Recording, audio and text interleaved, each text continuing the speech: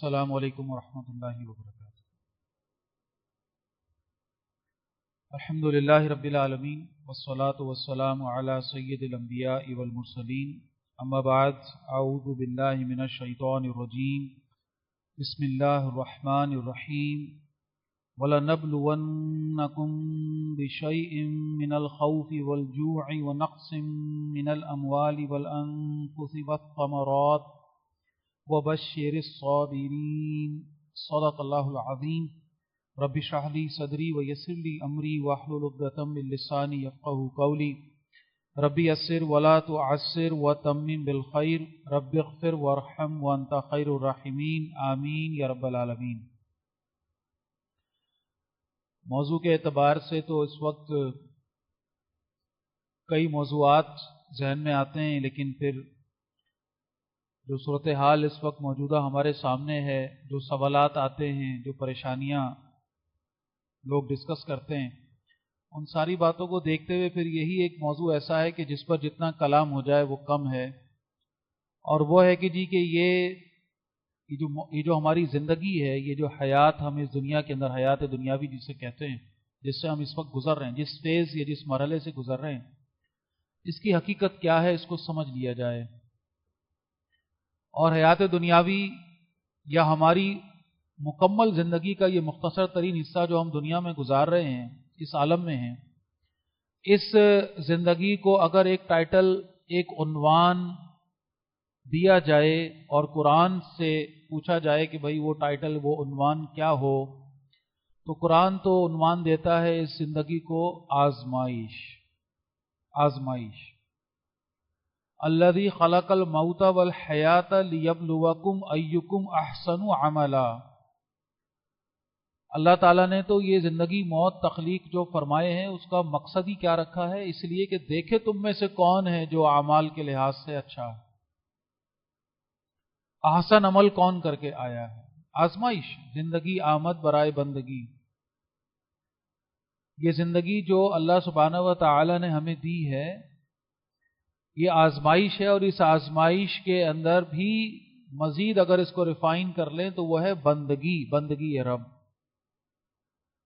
اللہ سبحانہ و تعالی نے ہر دور میں اپنے نیک بندوں کو چھانٹا ہے، منتخب فرمایا ہے، ان کا انتخاب کر کے انہیں یہ عزت عطا فرمائی ہے، جس عزت کا دنیا میں نام اگر لیں تو وہ سکون ہے، روحانیت ہے، اللہ کا ساتھ ہے، ایمان ہے، اور اس کا آخرت میں جو ورژن ہے وہ جنت ہے، اللہ کی رضا ہے۔ لیکن ذہن میں رہے کہ یہ جنت اور اللہ کی رضا یہ کوئی سستا سودا نہیں ہے، یہ کوئی سستی بات نہیں ہے۔ اللہ سبحانہ و تعالی نے سورہ توبہ میں اس سودے کا تذکرہ فرمایا ہے، مفہوم جس کا یہ ہے کہ اللہ تعالیٰ نے تو خرید لی ہیں اپنے بندوں سے جو اہل ایمان ہیں، ان سے ان کی جان اور ان کے مال، اس جنت کے بدلے میں جس کا وعدہ اللہ نے ان سے کیا، اور بڑا کامیابی کا سودا ہے یہ نقصان کا سودا نہیں ہے۔ اب یہاں جو بات رکھنا مقصود ہے، اللہ سبحانہ و تعالی نے قرآن حکیم میں یہ انداز جو اختیار فرمایا، میں نے آپ کے سامنے سورہ بقرہ آیت نمبر 155 ابھی تلاوت کرنے کی سعادت بھی حاصل کی ہے۔ وَلَنَبْلُوَنَّكُمْ بِشَيْءٍ مِّنَ الْخَوْفِ وَالْجُوعِ وَنَقْصٍ مِّنَ الْأَمْوَالِ وَالْأَنفُسِ وَالثَّمَرَاتِ،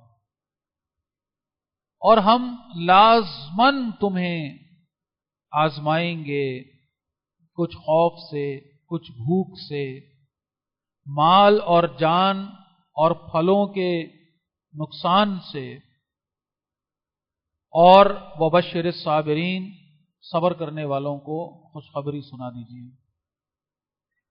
اللہ نے اپنے انبیاء کو اس دنیا میں بھیجا کیوں؟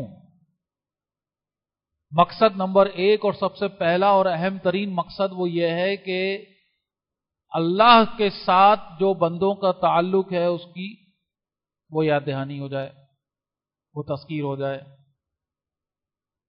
نمبر 2، بندوں کو اس دنیا کی حقیقت سے آگاہ کر دیا جائے۔ اللہ کا جو پیغام آیا ہے، جو رسولوں اور نبیوں نے پہنچایا ہے، اس پیغام کی اصل حقیقت میں اگر آپ دیکھیں تو وہ کیا ہے؟ وہ یہی ہے کہ بھائی یہ زندگی تم جی رہے ہو، اس کی حقیقت کیا ہے، اس کا اصل کیا ہے؟ اور یہی ہے عقل اور فکر کی آزمائش۔ آزمائشوں کے بھی تو انداز ہے نا۔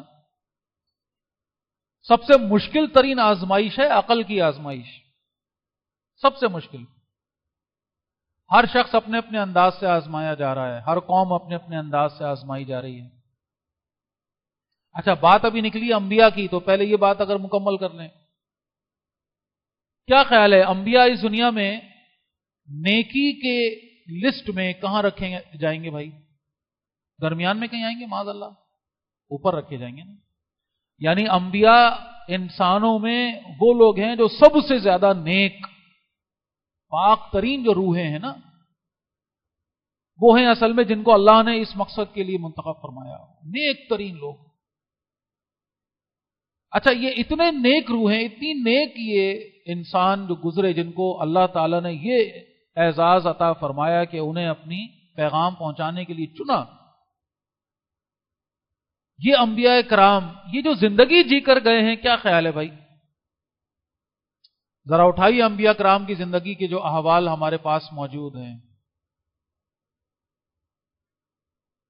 کیا مطلب، میں آج کل کے حساب سے بات کر رہا ہوں نا، آج ہمارا ایک بہت بڑا مسئلہ، ایک لیوش لائف سٹائل، ایک لگژریس لائف سٹائل، آسانیاں۔ آج ہم نے اپنے دین کو بھی صرف اور صرف دنیاوی آسانیوں کے لیے مخصوص کر دیا۔ تو اب یہ آسانیاں جو ہم جن کو زندگی، اچھی زندگی کہتے ہیں، ذرا آپ آئیے اور دیکھیے، اس معیار پر پرکھیے۔ میں پھر عرض کر رہا ہوں، ایک ہے روحانی سکون، ابھی اس کی بات نہیں کر رہا، یہ تو مل جاتا ہے جس کو، اس کی بات ہی کیا ہے، پھر اس کے لیے دنیا کی یہ نعمتیں کسی، ان کی اوقات کچھ نہیں رہ جاتی۔ وہ خالی پیٹ رہ کر بھی مطمئن ہوتا ہے، اور جس کو یہ نہ ملے وہ پیٹ بھر کر بھی مطمئن نہیں ہوتا، اس کی ہوس ختم نہیں ہوتی۔ تو وہ انبیاء تو اپنی سکون کی اعلیٰ ترین کیفیات میں تھے، بہترین کیفیات میں تھے، ان کو کوئی پریشانی، ٹینشن، تکلیف نہیں تھی۔ وہ بات نہیں ہو رہی، بات ہو رہی ہے ان معیارات کے حوالے سے جن کو ہم سمجھتے ہیں اچھا ہونا زندگی کا۔ تو آئیے دیکھیے، چلیں انبیاء کی بات ہم کر رہے ہیں، بیماری کی بات کریں تو مثالیں ہمارے سامنے موجود ہیں، اولاد سے، مال سے آزمائے جانے کی بات کریں تو مثالیں ہمارے سامنے موجود ہیں، اپنوں کی دغابازیوں کی بات کریں تو مثالیں، یعنی کس کسی مثالیں ذہن میں نام آتے جا رہے ہیں انبیاء کے، میں بس بات کرتا جا رہا ہوں۔ حضرت ایوب علیہ السلام کی بات کریں، حضرت یوسف علیہ السلام کی بات کریں، اور حضرت یونس علیہ السلام کی بات کریں، حضرت ابراہیم علیہ السلام کی بات کریں، اللہ اکبر، ان کی تو زندگی کا ایک ایک رخ جو ہے وہ صرف اور صرف آزمائش، کس کس طرح سے وہ آزمائش ہے کہ جو عقل کی آزمائش، فکر کی آزمائش، اولاد سے آزمائش، مال سے آزمائش، جان سے آزمائش، خوف سے کس کس انداز کی آزمائشیں جن سے یہ انبیاء کرام گزرے ہیں، کیسی کیسی بیماریاں۔ ایوب علیہ السلام کی اگر بات کریں، آج ہم یہ نتیجہ نکالے بیٹھے ہیں کہ اگر کوئی نیک ہوگا تو بیمار نہیں ہوگا، یہ کہاں سے نتیجہ نکالا ہم نے؟ کوئی نیک ہوگا تو وہ بھوکا نہیں مرے گا، یہ کہاں سے نتیجہ نکالا ہم نے؟ کوئی نیک ہوگا تو اس کو اپنے ستائیں گے نہیں، یہ کہاں سے نتیجہ نکالا ہم نے؟ یوسف علیہ السلام کو کنویں میں پھینکنے والے کون تھے؟ اور ذرا غور فرمائیے، یوسف علیہ السلام جو خود اللہ کے چنے ہوئے نبی ہیں، ان کے والد کون ہیں؟ ان کے دادا کون ہیں؟ یعنی یہ چنا ہوا گھرانہ، والد جو اللہ کے نبی ہیں، وہ اپنے بچے کو اس دنیا کی آزمائش سے بچا نہیں پائے۔ اس آزمائش سے تو یوسف علیہ السلام کو گزرنا پڑا۔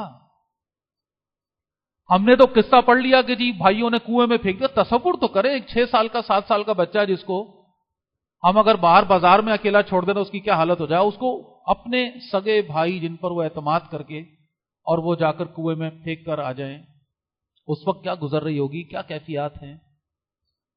اجنبی لوگ آ رہے ہیں، پکڑ کر لے جا رہے ہیں غلام بنا کر، بازار میں جا کر بک رہے ہیں، یعنی کس کس پہلو سے ان سارے معاملات کو دیکھیں۔ حضرت یونس علیہ السلام کا معاملہ دیکھیں کہ کس یعنی محنت کے ساتھ اپنی قوم کے سامنے اللہ کا پیغام پہنچا رہے ہیں۔ نبی کی زندگی کوئی اتنی آسان زندگی نہیں ہوتی بھائی، یہ دعوت کا، یہ نبوت کا، یہ رسالت کا یہ منصب، یہ کوئی اتنا آسان نہیں ہوتا اس کو نبھانا۔ ایک ایک پل اس کے اندر ہم اندازہ کر سکتے ہیں، اگر کوئی واقعی داعی دین ہے جو اللہ کے دین کی دعوت میں لگا ہوا ہے، وہ کسی درجے میں، شاید عشر عشیر میں کسی درجے میں سمجھ سکے گا کہ نبی کی کیفیت، ایک رسول کی کیفیت کیا ہوتی ہوگی.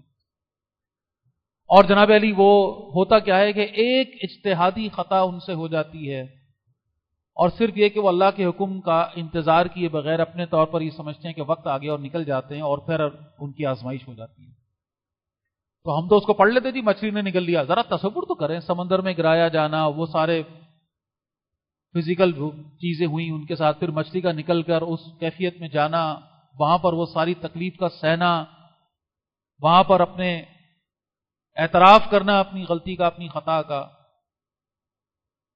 اور پھر دوبارہ سے اللہ کی طرف سے رحمت کی. یعنی یہ ساری چیزیں ہم انبیاء کے حوالے کی بات نکلی تو میں نے کہا اس کو وہاں مکمل کریں کہ انبیاء سمبل ہے نا، حجت ہیں. یہ وہ ہوتے ہیں اسوا کہ جن کو دیکھ کر یہ بھی بتانا مقصود ہوتا ہے، یعنی پیغام تو پہنچانا ہی ہے اللہ کا، مزید یہ بھی دکھانے کہ دیکھو یہ ہے زندگی، یہ ہے زندگی. کوئی اس غم میں مبتلا ہے کہ اللہ نے مجھ سے میری، اور آ جائیے ساری بات کو، وقت کم ہے، رسول اللہ صلی اللہ علیہ وسلم کی ذرا زندگی پہ ایک نظر تو ڈالیں، جو اللہ کے محبوب ہیں، اور ان کے ذرا معاملات تو دیکھیں نا کہ کس طرح سے آزمائے جا رہے ہیں. یتیمی سے بھی آزمائے گئے، رشتہ داروں کی بے پرواہی سے بھی آزمائے گئے، سارے مراحل ہیں. مال سے بھی آزمائے گئے، چند سکوں کے عوض مکے والوں کی بکریاں بھی آپ نے چرائی ہیں. یہ سارے معاملات کرتے کراتے آپ ہر طرح سے وہ آزمائشوں کے پہلو ہیں. پھر اولاد سے جو آزمائے جانے کا معاملہ ہوا ہے، اللہ تعالیٰ نے شیر خوارگی میں 3 فرزند دیے، تینوں کو واپس لے لیا، اپنے سامنے ان کو دم توڑتا ہوا دیکھا. رسول اللہ ہیں صلی اللہ علیہ وسلم. تو دنیا کے اندر آزمائش جو ہر کسی کے لیے الگ الگ رنگ یا انداز اختیار کر سکتی ہے، اللہ کی طرف سے طے ہے. اس کا تعلق اس بات سے نہیں ہے نیک ہونا، بد ہونا، مالدار ہونا، غریب ہونا. بڑے بڑے مالدار آزمائش میں ہیں بھائی، بڑی سخت آزمائی. اگر کوئی یہ سمجھتا ہے کہ مال سے میری مسائل حل ہو جائیں گے تو اپنی غلط فہمی دور کرے. دیکھے جا کے کہ مالداروں کی آزمائشیں کس طرح کی، ان کے اوپر جو سٹریس ہے، جو ٹینشن ہے، وہ اس سے کہیں زیادہ ہے. جو آدمی بھوکا سو رہا ہے، پیٹ بھرے والے سونے کی ٹینشن زیادہ ہے. بیماریوں سے آزمائشیں، اولاد سے آزمائشیں، جذبات کی آزمائشیں، نہ جانے کیسی کیسی آزمائش. ان ساری آزمائشوں کے اندر اللہ تعالیٰ نے انسان کو مبتلا کیا ہے. کیوں؟ یہ دیکھنے کے لیے کہ یہ بندگی کے تقاضے پورے کرتا ہے کہ نہیں کرتا. ایک فوجی کو جب ٹریننگ دی جاتی ہے اور اسے کہا جائے مثال کے طور پہ کہ بھائی تم نے یہ اس طرح جھک کر چھپ کر جانا ہے اس جگہ تک، یہ پریکٹس ہو رہی ہے تمہاری، چلو ٹھیک ہے. لیکن اب مزید کیا کیا، اس جگہ میں جہاں زمین پہ گھسٹ کر اس کو جانا ہے ادھر کانٹے بھی ڈال دیے، کیچڑ بھی ڈال دی، آگ جلا کر کوئلے بھی ڈال. ارے بھائی ایسی زمین پہ ہی گھسٹ نہیں بھائی، اس سے گزر کے جاؤ تاکہ مضبوط ہو جاؤ، تاکہ اس قابل ہو جاؤ کہ جب وقت آئے دشمن سے مقابلہ کرنے کا تو تم پیچھے نہ رہ جاؤ کہیں. اللہ نے قرآن میں مثالیں دے کر سمجھایا ہے. جب ایک کان سے یہ جو مائنز ہوتی ہیں، دھاتیں نکالی جاتی ہیں، آپ ذرا تصور کریں کہ یہ جو سونے کی کان میں کام کرنے والے لوگ ہوتے ہیں، ایک سوال کبھی میرے ذہن میں آیا، میں نے پوچھا بھی ایک صاحب سے جو اس میں کام کرتے تھے کہ یار یہ تو وہاں سے جو وہ نکالتے ہیں اس کو جیبوں میں ڈال کے بھر کے لے آئے، بڑے راتوں رات امیر ہو جائیں گے. یہ تو کہیں گے بھائی وہ کسی کام کا نہیں، وہ جو وہاں سے نکل رہا ہے نا، وہ اس لیے کہ وہ اتنی مٹی کے اندر کہیں ایک آدھ ذرہ ہے وہ کام کا، اور اس ذرے کو نکالنا ان کے بس کی بات نہیں. ان کے لیے وہ کیا ہے، مٹی ہے. وہ کش دھات جو ہے وہ مٹی ہے، وہ جو اور کی فارم میں ان کے ہاتھ میں، وہ کسی کام کا نہیں. اس کو تو قیمتی کیا شے بناتی ہے، وہ بھٹی جس میں اس کو جلایا جاتا ہے. اور جب اس بھٹی میں اس کو جلا کر اس کی ساری کثافت کو، امپیورٹیز کو، کچرے کو، مٹی کو اس کے اندر سے نکالا جاتا ہے، اس وقت جب وہ پگھل رہا ہوتا ہے، جل رہا ہوتا ہے، اس وقت اس کو کوئی زبان دے اور اس سے پوچھے بھائی کس حال میں ہے، کہ بھائی میرے ساتھ بڑا ظلم ہو رہا ہے، مجھے جلایا جا رہا ہے، آگ میں بھونا جا رہا ہے، یہ کیا کر رہے ہو میرے ساتھ. لیکن اس وقت اس کو بتایا جائے کہ ابے بیوقوف، یہی وہ شے ہے جو تجھے بے قیمت سے قیمتی بنائے گی. تجھے مٹی سے سونا بنائے گی. تو اس مٹی کے اندر جتنا دبا ہوا ہے تیری کوئی اوقات کوئی حیثیت نہیں ہے. یہ غلاظت تجھ سے دور ہوگی. یہ بے قیمتی جو شے تیرے ساتھ لگی نکلے گی تو تیری قیمت نکلے گی. اور ہوتا کیا ہے کہ جب وہ بھٹی سے جل کر وہ ساری گند دور ہو جائے اور پیچھے رہ جانے والی وہ دھات، وہ اصل اس کی قیمت ہے. اور جتنا جلے گا اتنا خالص ہوتا جائے گا. تو بات جو سمجھنے کی ہے کہ یہ آزمائشیں جو اللہ کی طرف سے ہیں، بندہ اس بات کو سمجھے کہ اس میں دنیا کی بھلائی بھی ہے اور آخرت تو ہے ہی. اب ایسے میں اس کا امتحان کیا ہے؟ امتحان یہ ہے کہ وہ اپنے اللہ کے ساتھ منسلک رہے، اللہ کے فیصلوں پر راضی رہے. وہ اللہ ہے جس کے فیصلے ہی میں خیر ہے. یہی تو ہے اصل ایمان. ایمان کیا ہے؟ ایمان کسے کہتے ہیں؟ تصدیق کس بات کی ہے ہم نے؟ اللہ ہے. تو بھائی دنیا کے اندر تو 99% لوگ الحمدللہ ابھی بھی چاہے جس کیفیت میں بھی ہوں یہ کہتے ہیں کہ خدا ہے. تو ٹھیک ہے، کچھ لوگ ہیں جو اب خدا سے انکاری اس آج کل کے حالات کی وجہ سے ایک بڑی تیزی کے ساتھ وہ تعداد بڑھ رہی ہے، لیکن اس تعداد کے بڑھنے میں پیچھے جو اصل ایشو ہے وہ یہی ہے کہ جو خدا کو ماننے والے ہیں انہوں نے ماننے میں ہی تو کسر رکھی ہوئی ہے نا. اس ایمان میں وہ کمی ہے جس کی وجہ سے ان کو شک ہو جاتا ہے اللہ کی ذات پہ. ایمان محض یہ نہیں ہے کہ اللہ ہے، یہ تو ہے ہی، اللہ تو ہے. ایمان کی اصل کیفیت کو سمجھنا ضرور. اللہ کے جو 99 نام ہم بار بار پڑھتے ہیں سنتے ہیں، وہ صفات اللہ تعالیٰ کی جس کو ہمیں یاد کروایا گیا کہ میں ایمان لایا اللہ پر، اس کی تمام اسماء کے ساتھ، اس کی صفات کے ساتھ. اس میں اہم ترین جو ایمان کا پہلو ہے وہ یہی ہے کہ وہ اللہ ہے جس کے فیصلے میں کہیں کوئی کمی نہیں ہے. راضی برضائے رب کہنا آسان ہے بھائی، اس سے گزرنا اور اس پر یقین، اصل ایمان یہی ہے. تو لہذا اللہ کا فیصلہ ہی صحیح ہے، اس بات پر پورا ایمان، دل کا ٹھکنا، دل کا مطمئن ہو جانا. ایک ہے منہ سے کہہ رہے ہیں ٹھیک ہے ٹھیک ہے، لیکن دل کا واقعتاً مطمئن ہو جانا اس پہ، یہ ہے اصل ایمان. یہ جس کو مل گیا اس کو آسانی ہو گئی. بظاہر نظر آ رہا ہے کہ بھئی یہ تو میرا نقصان ہے، لیکن اندر اطمینان موجود ہے کہ یہ اللہ کی طرف سے ہے اور اسی میں میری خیر ہے، اسی میں میری بھلائی ہے. جب اس کیفیت میں بندہ آ جاتا ہے، اب یہ ہے اس آزمائش میں کامیابی کا سفر. بات نکلی تھی پھر انبیاء پہ چلی گئی کہ عقل کی آزمائش. آزمائشوں کے الگ الگ ہے نا معیارات. انسان کی سب سے بڑی آزمائش اس کی عقل کی آزمائش ہے. اور یہی وہ اندیشہ تھا کہ جس کو فرشتے نے رکھا اس وقت جب اللہ نے حضرت آدم علیہ السلام کو تخلیق فرمایا.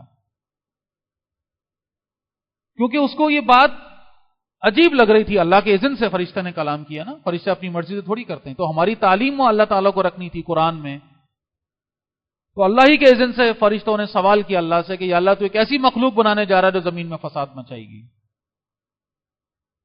اور یہ جو سوال تھا اس کے پیچھے اہم بات کیا تھی؟ وہ یہ تھی کہ ایک ایسی مخلوق جس کے پاس کیا ہے بھائی؟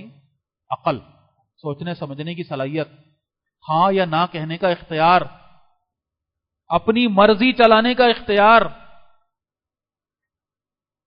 یہی وہ شے تھی جو فرشتے حیران ہو کر دیکھ رہے تھے کہ اگر یہ اختیار کے ساتھ جائے گا، عقل سمجھ کے ساتھ جائے گا، ہاں یا نہ کہہ دینے کے آپشنز اس کے پاس ہوں گے، تو یہ کیوں فرما برداری کرے گا اللہ کی؟ یہ تو پھر گڑبڑ کرے گا، یہ تو اپنی عقل لڑائے گا، یہ تو اپنی سمجھ کو بیچ میں ڈالے گا، اپنے حساب سے سوچے گا کہ یہ صحیح اور یہ غلط، تو فساد مچا دے گا. یہ تو جو واحد حکمران ہے اس دنیا کا، حاکم اللہ ہے، اس کی حاکمیت کو چیلنج کرے گا یہ تو. کیونکہ اس کی عقل تو نہیں پہنچ سکتی نا وہاں تک جو اللہ کا فیصلے کی اصل حکمت ہے کہ بھئی ایسا ہونا چاہیے. نہیں بھی ایسا تو نہیں ہونا چاہیے، ایسے نہیں ایسے ہونا چاہیے، یہ ہوگی نا پھر گڑبڑ. لہذا وہ اندیشہ جو وہاں رکھا گیا وہ اسی بنیاد پر رکھا گیا. اور اللہ نے پھر مزید تفصیل پر آتی ہے کہ جو میں جانتا ہوں وہ تم نہیں جانتے. پھر آدم علیہ السلام کو جس جگہ رکھا گیا اس جنت کے اندر، بار بار یہ ہم بات سمجھتے ہیں کہ اس درخت کو رکھا گیا جس طرف جانا منع کیا گیا. کیوں؟ کیونکہ وہ ہے اصل میں اس کا انٹروڈکشن اس زندگی کا. اللہ تعالیٰ نے اس کو اختیار میں رکھا. ان کے کوئی باڑ نہیں لگا، اول تو درخت ہی نہ لگاتے وہاں، اب وہ نقصان دہ تھا تو، یا کوئی باڑ ایسی لگا دیتے، شیطان کی انٹری بین کر دیتے اس جنت کے اندر. وہ جنت کیسی جنت تھی کہ جس میں شیطان کو انٹری الاؤ تھی بھائی؟ سمجھیں ہم اس باتوں کو. یہ سارا وہ لائف کا، زندگی کا وہ انٹروڈکشن ہی تو ہے. اور اسی چیز کو جس کو ہم کہہ رہے ہیں آزمائش ہم سمجھ لیں اچھی طرح سے. وہ آزمائے گئے آدم علیہ السلام، چوائس دی گئی، سامنے اختیار رکھا گیا. جب وہ جا رہے ہیں درخت کی طرف نہیں روکا گیا، کوئی آواز نہیں لگائی گئی، اللہ کی طرف سے کوئی اشارہ نہیں آیا رک جاؤ سمجھنا. یہ انسان کا تعارف ہے. جب وہ کام کر لیا جس کو منع کیا گیا تھا، اب اللہ نے آواز لگائی کہ یہ کیا کیا تم نے. اب یہ بتا کر سمجھا کر پھر دنیا میں بھیجا گیا کہ دیکھو یہ ہے اصل میں تمہارا ٹارگٹ، یہ ہے تمہارا ہدف، یہ تمہارا چیلنج، یہ ہے. اس چیلنج کو تم نے اس میں کامیاب ہونا ہے. اب جو بات ہم سمجھ رہے ہیں، یہ آزمائش کس کس کی ہوگی بھائی؟ سب کی ہوگی. لازمن تمہیں آزمائیں گے. اور وہ آزمانے کا کوئی خوف کا، بھوک کا، مال اور جان اور پھل یعنی ہمارے کاروبار، معیشت، ان کی آزمائشوں کا معاملہ، اس میں صبر کرنا ہے. استعینوا بالصبر والصلاۃ، یہ پورا بڑا پیارا مقام ہے قرآن کریم کا. اس پورے مقام کو بار بار پڑھنے کی ضرورت ہے بھائی. آیت نمبر 152 سے اور مزید جو یا تقریباً 157 تک، یہ جو 6 آیات ہیں نا، بار بار ترجمے کے ساتھ ان کو پڑھیں. سورہ بقرہ کی آیت 152 سے 157 تک بار بار پڑھیں اس کو، بار بار پڑھیں اس کو. فَاذْكُرُونِي أَذْكُرْكُمْ وَاشْكُرُوا لِي وَلَا تَكْفُرُونَ، مجھے یاد رکھو میں تمہیں یاد رکھوں گا، میرا شکر کرو میری ناشکری نہ کرو. آگے بات آ رہی ہے نا، تو تمہید پہلے آ رہی ہے. تم آزمائے جاؤ گے، تم مشکلات میں ڈالے جاؤ گے، کبھی مہنگائی کے ذریعے، کبھی اولاد کی نافرمانی کے ذریعے، کبھی بھوک کے ذریعے، کبھی خوف کے ذریعے، کبھی حالات کے ذریعے، کبھی نااہل حکمرانوں کے ذریعے. ہر طرح کی آزمائشیں اس دنیا کے اندر ہے. اس دنیا کا نام ہی آزمائش ہے. مال ہونا نہ ہونا یہ معیار نہیں ہے، ذہانت ہونا نہ ہونا معیار نہیں ہے. ذہین آدمی اپنے حساب سے آزمایا جاتا ہے، بیوقوف آدمی اپنے حساب سے آزمایا جاتا ہے. مالدار اس کے حساب سے آزمائش ہے، غریب کی اس کے حساب سے آزمائش ہے. بے اولاد کی اپنی آزمائش ہے، اولاد والوں کی اپنی آزمائش ہے. ایک دوسرے کو دیکھ کر حسرتیں کرنے کے بجائے اپنی آزمائش پر غور کرو بھائی. بے اولاد جو لوگ ہیں وہ اولاد والوں کو دیکھ کر حسرت نہ کریں کہ یہ ہم سے کچھ نصیب ہے. نہیں، وہ سمجھیں ان کی کچھ اور آزمائش ہے، تمہاری کچھ اور آزمائش ہے. اور جا کے پوچھو ان سے جو اولاد والے کس آزمائش میں اس وقت ڈالے گئے ہیں، ان کو بتائیں گے. وہ بیٹیوں والوں کی اپنی آزمائش ہے، بیٹوں والوں کی اپنی آزمائش ہے. جو جہاں جس جگہ ہے ان کی اپنی، اس آزمائش کو پہچاننا، اس بات کو سمجھنا ضروری ہے کہ میری آزمائش کیا ہو رہی ہے. آزمائشوں کے انداز الگ ہیں. پوری قوموں کی آزمائش اپنی جگہ ہے، انفرادی ایک شخص کی آزمائش اپنی جگہ ہے. عورت کی آزمائش الگ ہے، مرد کی آزمائش الگ ہے. یہ رشتہ داریاں نبھانا یہ آزمائش کا حصہ ہے. اپنی معیشت کو حرام سے پاک رکھنا یہ آزمائش کا حصہ ہے. اور ذہن میں رکھیے جو ابھی ہم بات سمجھ رہے ہیں، یہ جو آزمائش ہے جس کے الگ الگ رنگ ہیں، آج کی ایک اہم آزمائش، بار بار بات آتی ہے، بار بار عرض کرتا ہوں، اپنی معیشت کو حرام سے پاک رکھنا. مجھے کوئی اس میں ہچکچاہٹ نہیں کہ میں اللہ کی قسم کھا کر یہ بات کہوں کہ اس وقت سب سے بڑی آزمائش اگر ہے نا اس دور میں، آپ یقین کریں، بات کو سمجھیے گا. ایک شخص ساری رات اگر نماز پڑھتا ہے، بہت اللہ کا نیک بندہ ہوگا، یقیناً اللہ کے یہاں اس کے مرتبے ہوں گے، لیکن اس سے زیادہ اس وقت وہ ہے محترم انسان، معزز انسان، تقوی والا انسان، جس نے اپنے آپ کو حرام سے پاک رکھا ہوا اور حلال پہ اکتفا کیا ہوا. ایسے کیونکہ اس وقت ہمارے ان حالات نے ہمیں جس گٹر میں، جس کنویں میں، جس غلاظت میں لا کر ڈبکیاں ڈالنے پر مجبور کر دیا ہے، وہ یہ ہے کہ بس یہ سوچ ڈیولپ ہو گئی ہے کہ اب دوسرے کا پیسہ میرے لیے حلال ہے، جس طریقے سے بھی میں پیسہ کما لوں بس وہ ٹھیک ہے. حلال اور حرام کے اس فرق کو ختم کر دینا ہی شیطان کی سب سے بڑی آج کی کامیابی ہے. ذرا تصور تو کریں، ایک صحابی کے پاس ایک سیب آ رہا ہے، پانی میں بہتا ہوا، بیٹھے ہوئے ہیں، وضو کر رہے ہیں، دیکھا سیب آ رہا ہے، بھوک سے حال برا ہے، سفر میں ہے، سیب اٹھا تو لیا اور وہیں لرز گیا کہ یہ میں نے کیا کیا. آج کے زمانے میں تو معاذ اللہ ایسے شخص کو شاید بیوقوف کہا جائے گا کوئی ایسی حرکت کرے.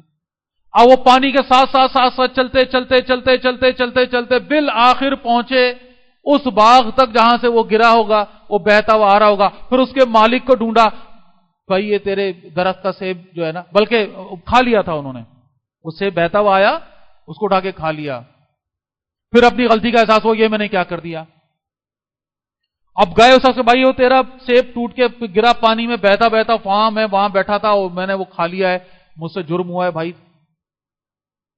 اور اس نے کہا ٹھیک ہے پانی دے ساری رات میرے باغ کو. تو وہ جناب مزدوری کر رہے ہیں اس کے باغ میں، اس کی قیمت ادا کرنے کی. وہ بھی کہہ رہا ہوگا کون بیوقوف آدمی ملا مجھے آج. مطلب بیوقوف معذرت کے ساتھ اس لیے کہہ رہا ہوں نا کہ آج کل تو یہ لوگ جو اس طرح کی کام کرے گا، یعنی اتنی عجیب بات ہے کہ اب تو انسان کارنامہ سمجھ رہا ہے نا اس کو، کہ ادھر سے والے دروازے سے بس میں چڑھے، کنڈکٹر آ رہا ہے، چپکے سے اس طرف ہو گئے، پھر وہاں سے ادھر پہنچ گئے اور اپنے تو ہی سمجھ رہے ہیں جی بڑا کارنامہ انجام دیا، کرایہ بچا لیا میں نے. کیسے کیسے انداز ہیں. بہرحال اب کیا کیا باتیں یہاں پر ہوں. تو یہ آزمائش بڑی سخت ہے، بڑی سخت ہے، بڑی سخت ہے. اس میں جو پورا اتر رہا ہے وہ ہے اس وقت اللہ کا ولی، اللہ کا نیک بندہ. یہاں پر پورے اتر گئے الحمدللہ. اور یہ ہم سمجھ رہے ہیں کہ ہم پورے اتر رہے ہیں، یہ بھی ذہن میں رکھیے گا بھائی.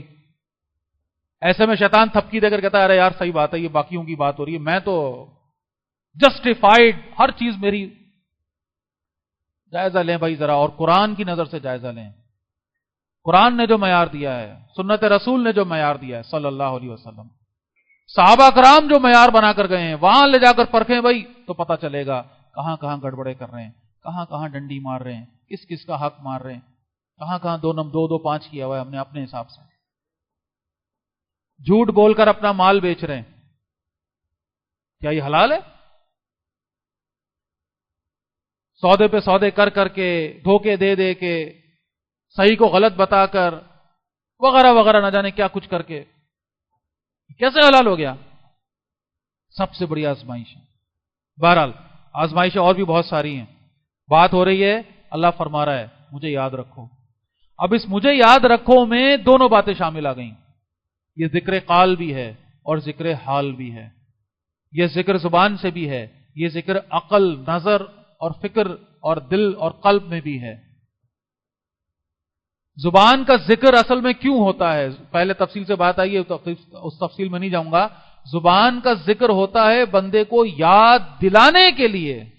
اصل ذکر کہاں ہے؟ وہ دل میں ہے.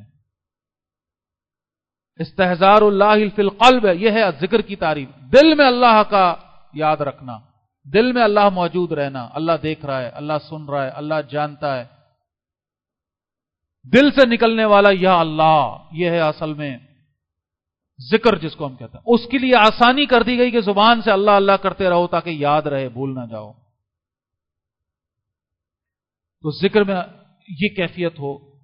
اور پھر اس کا عملی پہلو کیا ہے کہ انسان جب کوئی گڑبڑ کرنے لگے، جب وہ حالات سے تنگ آ کر، ڈر کر، بہک کر حدود پھلانگنے لگے، جب وہ دیکھے کہ چاروں طرف تو لوگ حرام کھا رہے ہیں، ایک میرے حرام کھانے سے کون سی قیامت آ جائے گی، سبھی تو بد نظری کر رہے ہیں، ایک میں کر لوں گا تو کون سی قیامت آ جائے گی، سبھی تو گالم گلوچ کر رہے ہیں، ایک میں نے کر لیا تو کیا ہو گیا، سبھی تو نماز چھوڑ رہے ہیں، ایک میں نے چھوڑ دی تو کون سی مصیبت آ گئی. اور ایسے میں انسان ایک دم اس کو یاد آ جائے کہ اللہ اللہ، آج میں دینے والا بن جاؤں تاکہ کل میں اللہ کے دربار میں لینے والوں کی صف میں کھڑا ہو جاؤں. یہ ہے محنت کرنے، یہ ہے کرنے کا کام. دعاؤں میں شامل کریں اس بات کو کہ یا اللہ ان آزمائشوں میں مجھے ثابت قدم رکھ. اور یہ جو بات آتی نا جذباتی قسم کی کہ جن پر گزر رہی ہے، وہ بھائی یقیناً بات تو ہو ہی نہیں رہی. اب اس وقت جو موضوع ہے جس کو زندہ رکھنا ضروری ہے، فلسطین، میں بار بار اس لیے مثال دیتا ہوں کہ ہمیں یاد بھی رہے اور ذرا ہم کمپیئر بھی کرتے رہیں. بھائی اس وقت ان کی جو آزمائش ہو رہی ہے، اس آزمائش کا اپنا ایک رنگ ہے نا. دل خون کے آنسو ہو رہا ہے. اب تو حوصلہ ہی نہیں ہوتا کہ وہاں سے وہ سوشل میڈیا کے ذریعے جو تصویریں وغیرہ آتی ہیں کہ ان کو ڈاؤن لوڈ کر کے دیکھ، حوصلہ بھی نہیں ہوتا. دل پھٹ چکا ہے. وہاں جو اس وقت آزمائش جس کیفیت میں جا چکی ہے وہ پہلے کے مقابلے میں کئی سو گنا زیادہ ہے. اب وہاں صرف اوپر سے گرنے ہوئے بموں اور گولیوں کا مسئلہ نہیں ہے، وہاں تو بھوک، سردی، بیماریاں. اب ذرا غور کیجئے، ذہن میں ذرا تصور لائیے، اللہ کا گھر روئے زمین پر مقدس ہونے کے اعتبار سے تیسرے نمبر پہ، وہ جگہ جہاں سے رسول اللہ معراج پر تشریف لے گئے، وہ پاک مقدس گھر اللہ کا اس زمین پر، جس کی حفاظت، نظریاتی حفاظت کرتے ہوئے یہ اللہ کے وہاں بندے بندیاں بچے اپنی جانیں دے رہے ہیں. کتنا بڑا کام اللہ ان سے لے رہا ہے. حجت تمام ہو رہی ہے پوری دنیا پر، اور اسپیشلی اس امت کے اوپر ان چند افراد کے ذریعے. اتنا بڑا کام اللہ ان سے لے رہا ہے. بم گر رہے ہیں، گولیاں آ رہی ہیں، اس سے مر رہے ہیں اپنی جگہ. اللہ تعالیٰ ان کے اندر بیماریاں تو نہ ڈالتا؟ بیماریاں آ رہی ہیں طرح طرح کی. کیوں آ رہی؟ ارے وہاں لاشیں پڑی ہوئی ہیں، خون ہی خون ہے، اور کھلے آسمان کے نیچے پڑے ہوئے ہیں. دوائیاں نہیں ہیں ان کے پاس، ہسپتال نہیں ہے اب ان کے پاس، سب گرا دیے ان بدبختوں نے. اللہ آزما رہا ہے، اور اس آزمائش کے ذریعے ان کو تارا بنا رہا ہے، اعزاز دے رہا ہے. کل جب ان کو وہ مل رہی ہوں گی نا قیامت کے دن نعمتیں، ہائے جب ان کو نوازا جا رہا ہوگا، جنت کے جو مقامات ان کو مل رہے ہوں گے، ہماری حسرتیں پھر دیکھنے والی ہوں گی. ہم شاید وہاں ہوتے، کاش ہم وہاں سے سکرے ہوتے آج دنیا میں، تو آج یہ پا رہے ہوتے. آزمائش ان کی اپنی جگہ ہے، ہماری اپنی جگہ ہے. ہر قوم اپنی اپنے انداز میں آزمائی. ہماری ایک بہت بڑی اس وقت آزمائی جو اس وقت چاروں طرف سے یہ حالات کا طوفان ہے، یہ فتنوں کا دور، جن فتنوں کے ہاتھوں میں اتنے مجبور ہو چکے ہیں کہ بے بسی کی کیفیت ہے. حرام خوری عروج پر ہے، بد دیانتی عروج پر ہے، معاملات کے حوالے سے بدترین کیفیات میں اس وقت ہم لوگ ہیں، اخلاق کے حوالے سے بدترین، ہر شخص دوسرے سے نفرت کر رہا ہے. واحد شے رہ گئی ہے محبت کی بنیاد، وہ پیسہ ہے، وہ مال ہے. اس مال کی ہوس نے برباد کر دیا. اس مال کی محبت نے انسان کو حیوان بنایا ہوا ہے اس وقت. بس یہ مال آ جائے، پیسہ آ جائے کسی طریقے سے، اور کچھ نہیں چاہیے. اللہ بھی چاہتا ہے تو جائے، بس پیسہ آ جائے. آج ہم مانوی انداز میں، ٹھیک ہے منہ سے نہیں کہتے، عمل سے تو دکھاتے نا یہ بات. یہ عمل تو ہمیں بتا رہا ہے نا اپنا. اس پیسے کے نہیں، بھائی بھائی کو دشمن بنایا ہوا ہے، شوہر اور بیوی کو ایک دوسرے کا دشمن بنایا ہوا ہے، اولاد کو والدین اور والدین کو اولاد کا دشمن بنایا ہوا ہے. بھائی تمیز ختم کر دی اس پیسے نے، اور اس پیسے کی بنیاد پر جو لائف سٹائل ہم اس وقت عیاشیوں والا، جس کو ہم چاہتے ہیں اپنے لیے آسانی ہو جائے، بس ہمیں عیاشیاں مل جائیں ہمیں. یہ آزمائش ہلکی آزمائش نہیں ہے. جب گناہ کرنا آسان ہو جائے، اور ایسے میں انسان اپنے آپ کو گناہ سے روکے.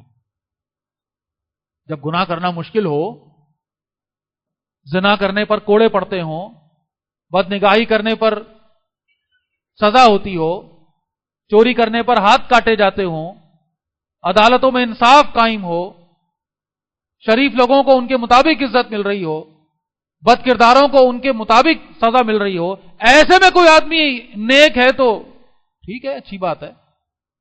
لیکن بھائی کارنامہ تو یہ ہے کہ سب کچھ اس کا اپوزٹ ہو. حلال کمانے والا بھوکا مر رہا ہو، نیک آدمی کو تانے سننے کو مل رہے ہوں، اللہ کا بندہ چاروں طرف سے دباؤ میں ہو، فرسٹریٹڈ ہو دنیا کے اس دباؤ کے اندر، اپنے پرائے ہوئے ہوں، لوگ بیوقوف کہہ رہے ہوں. اور ایسے میں ایک آدمی اللہ کی رسی کو مضبوطی سے پکڑ کے، اللہ کے دین کو پکڑ کے، اللہ کے احکامات پر عمل کرنے میں سنت رسول کو تھام کر اپنے آپ کو کہتا بھوکا مرتا ہوں تو مر جاؤں. لوگ تانے دے دے کر مارتے ہیں تو مار دیں، اکیلا رہ جاؤں دنیا میں رہ جاؤں کوئی بات نہیں، پوری دنیا کا ہر انسان جو ہے وہ اللہ کا باغی ہو جائے، میں اکیلا اگر بچتا ہوں مجھے پرواہ نہیں ہے، لیکن اللہ سے بغاوت نہیں کروں گا، دین سے بغاوت نہیں کروں گا، اپنے رسول سے بغاوت نہیں کروں گا، دانتوں سے تھام کے رکھوں گا اس دین کو، اس قرآن کو، اس پیغام کو. یہ ہے بھائی آزمائش.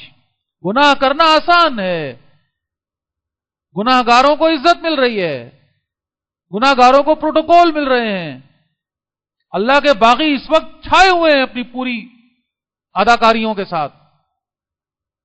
ایسے میں ایک آدمی بظاہر دنیا میں جو کمزور سمجھا جا رہا ہے، ذلیل سمجھا جا رہا ہے، لیکن وہ اللہ کے یہاں اپنا مقام پائے گا.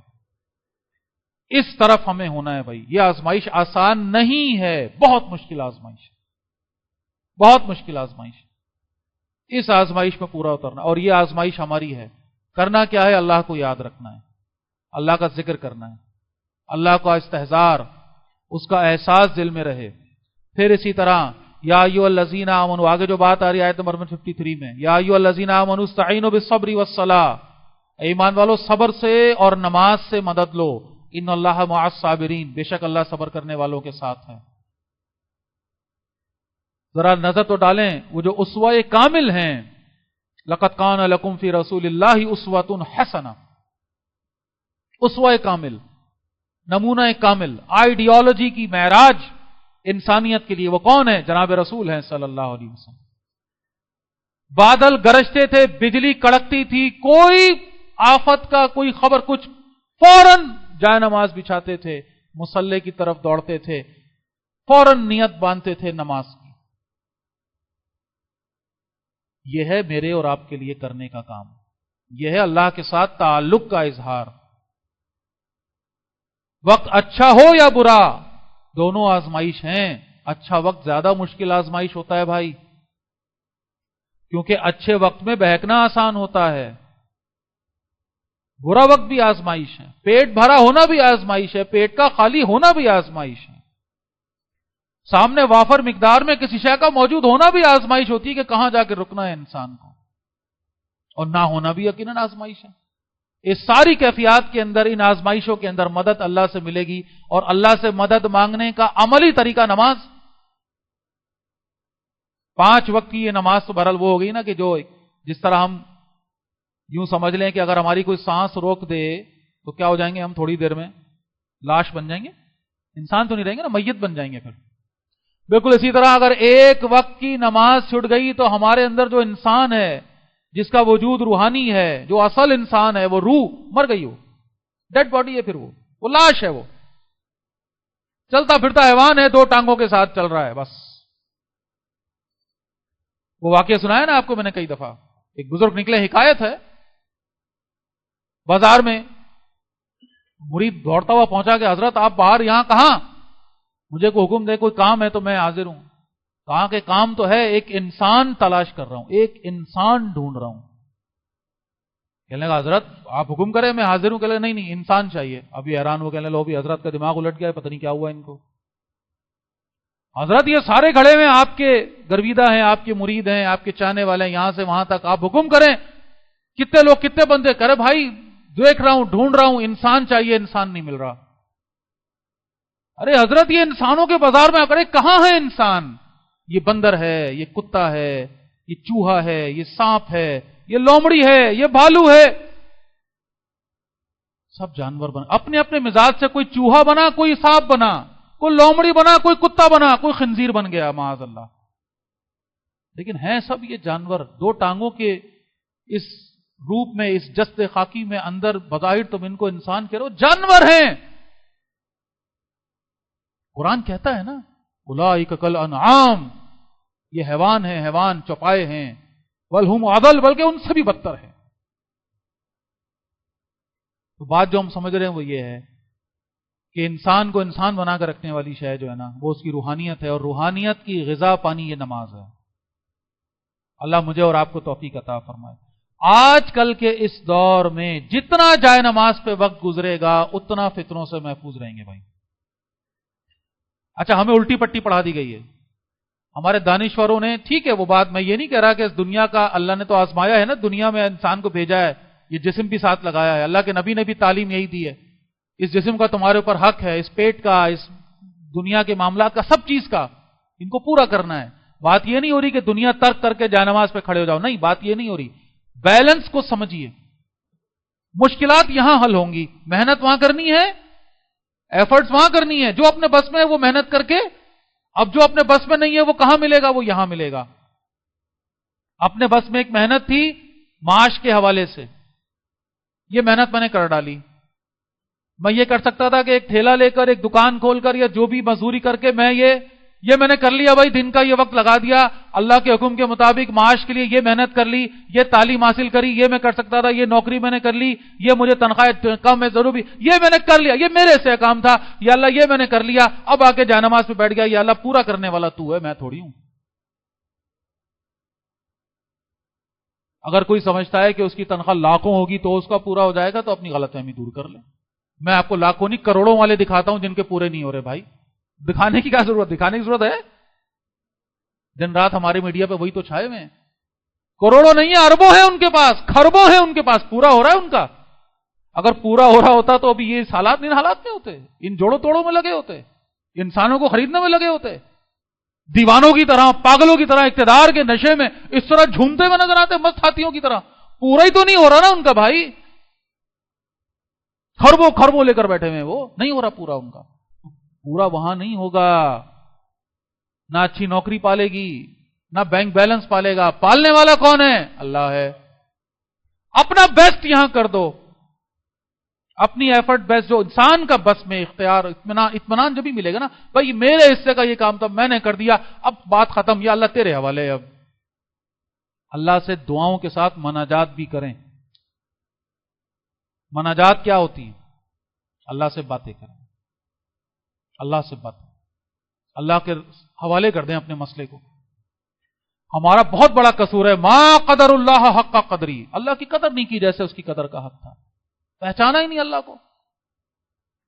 بیٹھ جائیں روزانہ، اللہ مجھے بھی توفیق دے، ہم سب بھی، رات کا کوئی وقت ہو، کچھ ہو، جو بھی اچھے سے اچھا ہمیں جو مل سکے اپنے اپنے حساب سے بیٹھ جائیں، سارے کام ختم کر کے، سب کچھ کر کے، فرائض ادا کر کے، اب صرف بیٹھ کر اللہ سے بات ہو رہی ہے. یا اللہ یہ ہے تیری طرف سے دیا ہوا ہے یہ معاملہ، جو بھی مسئلہ ہے، مجھے کچھ بھی، وہ اولاد ہے، وہ مال ہے، کچھ بھی ہے، بھائی اللہ یہ ہے، تو جانتا ہے، مجھے تو نہیں پتا. میں یہ کر سکتا تھا، میں نے یہ کر دیا. انسان اپنے بس کی بات پوری کرے، یہ ذہن میں رکھیے بھائی. بات یہ ہرگز نہیں ہو رہی ہے کہ انسان جو ہے وہ جو بات بار بار ہم سمجھتے ہیں نا کہ اونٹ کا پاؤں باندھو پھر اللہ پہ توکل کرو. اللہ کے نبی نے یہ فرمایا نا، یہ سمجھایا ہمیں. تو اونٹ کا پاؤں باندھ دو، اس کے بعد مطمئن ہو کے بیٹھ جاؤ، پھر اچھل کود نہیں کرو. پھر یہ نہ کرو یہ کیسے ہوگا وہ کیسے ہوگا. ہاں ایک آدمی نے اونٹ کا پاؤں ہی نہیں باندھا اور پھر وہ بیٹھ کے صرف یہ سمجھے کہ میں صرف یہیں بیٹھ کر، نہیں، اللہ نے اس اصول پہ دنیا نہیں بنائی. اپنے حصے کا کام پورا کرنا ہوگا. صحابہ کرام نے تکلیفیں جھیلی ہیں، انبیاء کرام نے تکلیفیں جھیلی ہیں، آزمائشیں صحیح ہیں. ان ساری تکلیفوں آزمائشوں میں ثابت قدم رہے ہیں، پھر اللہ کی مدد آئی ہے اور ان کو پھر ملا ہے وہ جو ان کو ملنا تھا. ہم اگر ان چیزوں سے نہیں گزریں گے ہمیں کچھ نہیں ملے گا. اپنے حصے کا کام کر کے اب اطمینان سے بیٹھ جاؤ، یا اللہ یہ میرا تھا، میں نے کر دیا، اب آگے تیرا ہے. اللہ کے حوالے کر دیں. یہ ہے بھائی نماز سے مدد، نماز سے اور صبر سے، نوافل کے ذریعے، تہجد کے ذریعے، چاشت، اشراق، اور جو اوپر بات ہے اللہ کا ذکر. اللہ کے نبی نے اتنا سب کچھ ہمیں دیا، کیوں؟ اسی لیے دیا. صبح کے اذکار، شام کے اذکار، اٹھنے بیٹھنے کی دعائیں، یہ اظہار ہے اس بات کا کہ واقعتاً میں اللہ کے ساتھ کتنا سنجیدہ ہوں، اللہ کے دین کو کیسے میں نے اپنایا ہوا ہے.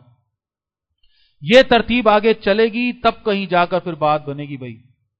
پھر کہیں جا کر یہ جو بات آ رہی ہے، آزمائیں گے لازمی.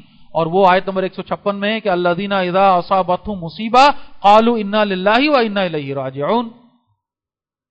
یہ وہ لوگ ہیں جب ان پر کوئی مصیبت آتی ہے تو کہتے ہیں ہم تو اللہ کے لیے ہیں اور اللہ ہی کی طرف ہمیں لوٹ کے جانا ہے. مسئلہ ہی حل ہو گیا، مسئلہ ہی ختم ہو گیا. آپ کو ایک صاحب اپنے 2-3 لوگ ہیں، اپنے بچے دے گا کہ بھی ہم ذرا فلاں جگہ جا رہے ہیں، یہ بچوں کی ذرا خیال رکھیے گا. آپ ان بچوں کا خیال رکھ رہے ہیں وہاں بیٹھ کے. اچانک جو ہے وہ ایک بچہ جو ہے وہ آپ سے ایک دم نکلتا ہوا دوڑتا ہوا جا کے اپنے باپ کے پاس چلا گیا. سامنے ہی ہے وہ، آپ وہیں بیٹھے ہوئے، وہ تیزا گیا جا کے اپنے باپ کے پاس چلا گیا. کیا کریں گے آپ؟ روئیں گے؟ وہ نہیں بھائی الحمدللہ ٹھیک ہے، صحیح جگہ پہنچ گیا، نہیں پہنچ گیا؟ پہنچ گیا نا بھائی. آپ کا کام تھا اس دوران میں اپنے حصے کا وہ ان کی آپ خیال رکھے تھے. اب جس کا تھا اس نے اس کے بعد چلا گیا، الحمدللہ. اب اسے رونے دھونے کی کیا لاجک ہے؟ اس میں شور بچانے کا کیا مطلب ہے؟ جس کا تھا اس کے پاس چلا گیا نا. اطمینان ہونا چاہیے اس پر. تو میرے حصے کا کام، ذمہ داری میں نے پوری کر لی، الحمدللہ. یہ اولادیں جن کے لیے آج اللہ تعالیٰ کی حدود کو ہم توڑ رہے ہیں، یہ اولادیں کل گریبان پکڑ کے کھڑی ہوں گی قیامت کے دن. یہ بیویاں جن کے لیے اللہ کو ناراض کر رہے ہیں، اپنے ماں باپ کے ساتھ برا سلوک کر رہے ہیں، یہی بیویاں دشمن بن کے کھڑی ہوں گی کل قیامت کے دن. وہاں یہ تھوڑی ہوگا کہ تیری خاطر میں نے حرام کھایا تھا. نہیں بھائی، یہ اولاد تو مزید گریبان پکڑ کے اپنا حق نکلوا رہی ہوگی. کہ تو نے حرام کھایا ہمیں بھی کھلایا،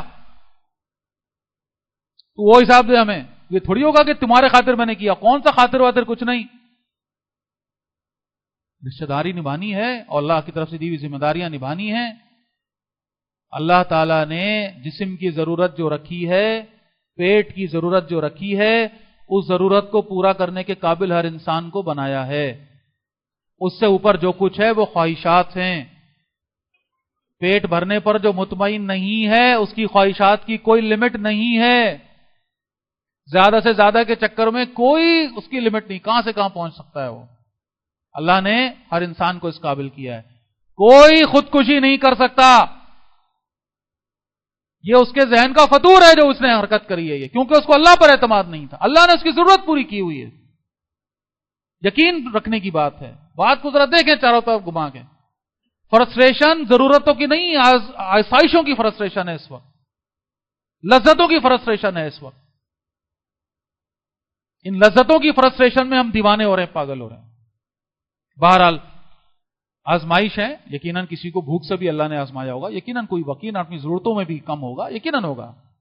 کوئی ایسا ہوگا کہ جو پوری ایمانداری کے ساتھ محنت کرنے کے باوجود اپنے پیٹ کا ضرورت پوری نہیں کی. یقیناً کوئی ہوگا، یقیناً ہوگا، یقیناً ہوگا. لیکن یہ اس کی آزمائش ہے بھائی. اس آزمائش میں اسے پورا اترنا ہے. یہی آزمائش اس کی، وہ آزمائش ہے. کسی کی کچھ آزمائش ہے. اللہ کو یاد رکھتے ہوئے، اللہ کے کلام کے ساتھ جڑتے ہوئے. یہ کلام، یہ اللہ کی کتاب، یہی وہ رستہ ہے جس کے ذریعے دنیا کی بھی بھلائی ہے اور آخرت کی بھی بھلائی ہے. اسی رستے سے چل کر ہم اللہ کو راضی کر پائیں گے اور دنیا کے اندر بھی کامیاب ہو پائیں گے. بات کیونکہ وقت ہو رہا ہے، ذہن بن رہا ہے کہ کچھ انشاءاللہ قرآن مجید پر کچھ تفصیل کے ساتھ گفتگو رکھیں گے اگلے چند جمعوں تک، رمضان المبارک سے جب تک انٹر ہوں گے انشاءاللہ. اللہ سے دعائیں بھی کرے اللہ تعالیٰ صحت کے ساتھ ہمیں رمضان تک پہنچائے. یہ بابرکت مہینہ ہمارے لیے خیر کا پیغام لے کر آئے، رحمتوں کا پیغام لے کر آئے. رستہ قرآن ہے، قرآن. اس قرآن کو چھوڑ دینا ہمارا سب سے بڑا جرم ہے. اس قرآن سے وابستگی کو ہم نے ختم کیا، نتیجتاً آج ہم ذلیل و خوار ہو رہے ہیں. وہ زمانے میں معزز تھے مسلمان ہو کر، اور تم خوار ہوئے تارک قرآن ہو کر. یہ جو ہماری آج کی یہ فرسٹریشن ہے، اس کی بنیادی وجہ اس پر انشاءاللہ اللہ نے توفیق دی تو مزید گفتگو کریں گے. جو بات میں اس وقت رکھ رہا تھا بس یہی کہ بھائی اس کے ساتھ جڑنا ہے ہم نے انشاءاللہ. اس کو اپنی سہارا، اس کو اپنا ہتھیار، اس کو اپنی ڈھال، اس کو اپنی چھتری بنا کر ان تمام حالات سے ہم نکل سکتے ہیں. اور محض ان کو گالیاں بکنے سے بات نہیں بنے گی. جو ہم ہیں وہی وہ ہیں. یہ ہم ہیں وہاں، یہ وہ نہیں ہے جن کو ہم برا بھلا کہہ رہے ہیں نا بھائی. اب مجھے تفصیل بتانے کی ضرورت نہیں ہے. یہ ہم ہیں، یہ ہم سب ہیں. یہ ہمارے نمائندے ہیں نا. یہ ہماری ریپرزنٹیشن وہاں ہو رہی ہے. جو ہمارا کردار ہے وہی ان کا کردار ہے. جو ہماری ہوس ہے وہی ان کی ہوس ہے. جو ہمارے اندر کردار کی خرابیاں وہی وہ لے کر ہمیں وہاں ریپرزینٹ کر رہے ہیں بھائی. ان کو برا بھلا کرنے سے بات نہیں، اپنے آپ کو دیکھنا پڑے گا. اللہ تعالیٰ مجھے اور آپ کو ان آزمائشوں کے دور میں، فتنوں کے دور میں اپنے آپ سے جوڑے رکھے، ایمان کی کیفیات میں رکھے. اقول قولی ھذا واستغفر اللہ لی ولکم ولسائر المسلمین والمسلمات.